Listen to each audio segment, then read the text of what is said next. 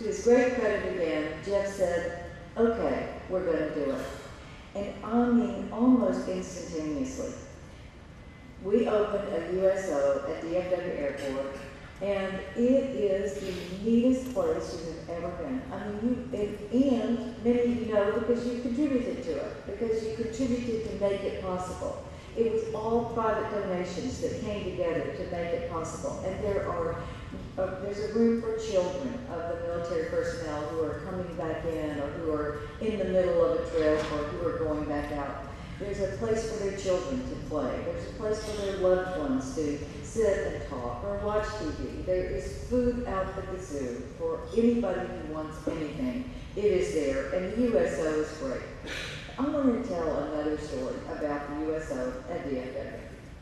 When it was in the paper that I was going to speak today, I got an email from Ivana Springer.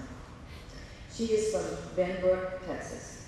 And she said, I saw that you were speaking to the Rotary Club to honor our veterans, and I just wanted to tell you something that means so much to me about the USO.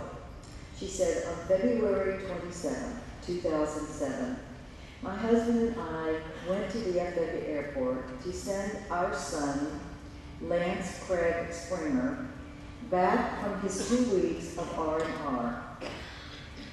The USO was able to get my husband and myself passes to be able to go back to the gate and wait with him there. Now, I want to stop here and say that this means a lot to me because I specifically asked the FAA to give exemptions for our military families to escort their loved ones to airplanes when they were doing the TSA, the security agency, and people were not able to take their loved ones in anymore to the gates. I specifically asked for an exception for military families, and that's what this family got. And she said,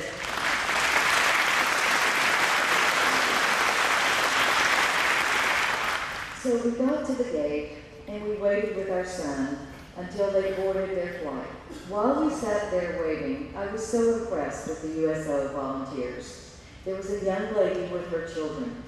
They had a cart with snacks, water, and candy. They went around to everyone, asking if they would like anything.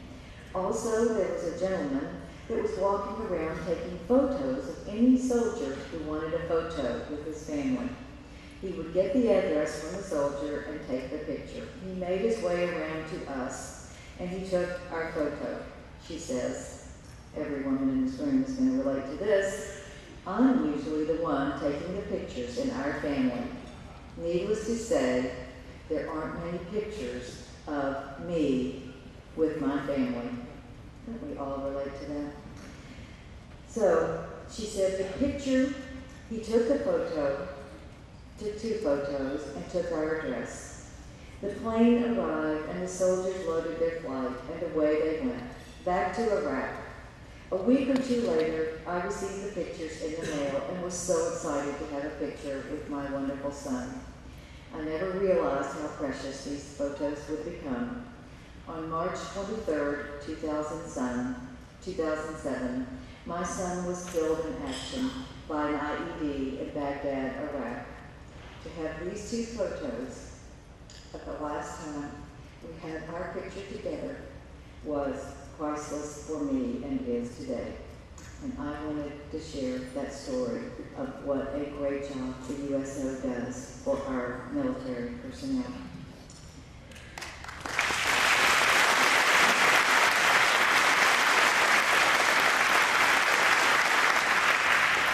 A few weeks ago, I read parts of Tom Brokaw's book, The Greatest Generation, that we all know and love.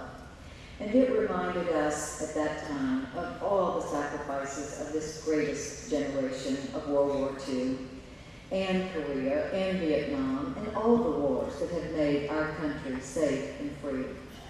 When I finished that book, I said to myself, what would happen today if we were attacked? Would our generation stand up the way the great generation veterans stood up? Will our generation stand and fight for freedom?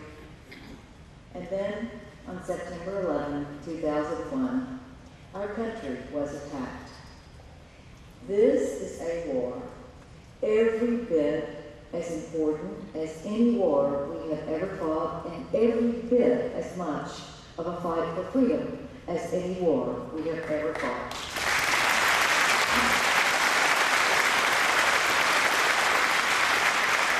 This is a different kind of enemy. Always before, our enemy has wanted to kill us, but live themselves. Now we have an enemy that is willing to kill itself in order to kill innocent people. So we have had to retool. We have had to revamp. We have had to try to understand better what is the leverage that we have with this enemy. But I will tell you something. I have been to Iraq and Afghanistan. The last time I went was February of this year. I have visited with our troops all over the world. But I especially like to go and visit our troops when they are in harm's way, because that's when you see the true character come out. It is when they are there and they are fighting for the cause they understand, that these people are trying to take away our way of life. They are trying to take away the opportunity that our children will have to grow up in the same kind of America that we have had. So I'm going to tell you this. After visiting with our troops, as I have been so privileged to do, I will tell you our generation will stand up and fight. We will meet this test, and we will pass the seal for freedom to future generations, just as every one of you in this room have done.